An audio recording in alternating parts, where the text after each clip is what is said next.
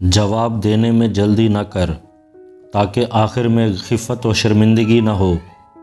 اگر مشکل درپیش ہو تو دیان مشکل کشا کی رائے سے امداد طلب کر۔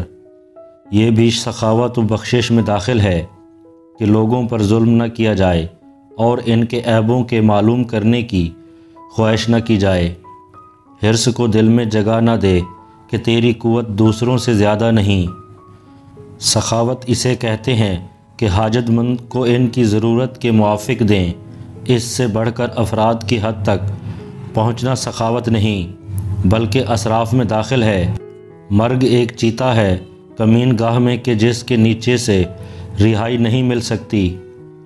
بخیل خواہ دولت مند ہو مگر اسے ذلت حاصل ہوگی، سخی خواہ مفلس ہو مگر لوگ اس کی عزت ہی کریں گے۔ جب کسی کے طلا کو یاور دیکھے تو اس کے ساتھ جنگ کو خلاف مصلحت جان۔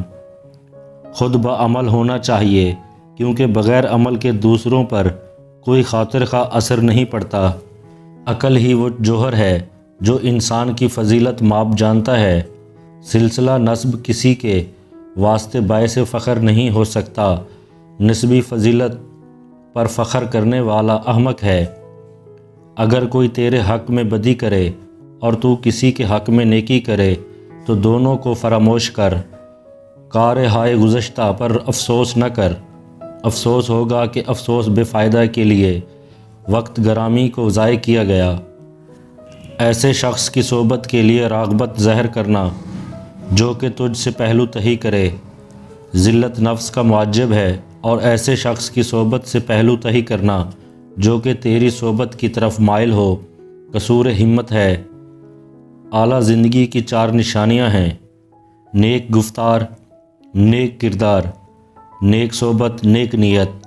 دنیا میں ہر چیز کا زائل اور منتقل ہونا ممکن ہے مگر طبیعت کا دنیا میں ہر چیز سے بہانہ چل سکتا ہے مگر قضاء و قدر سے۔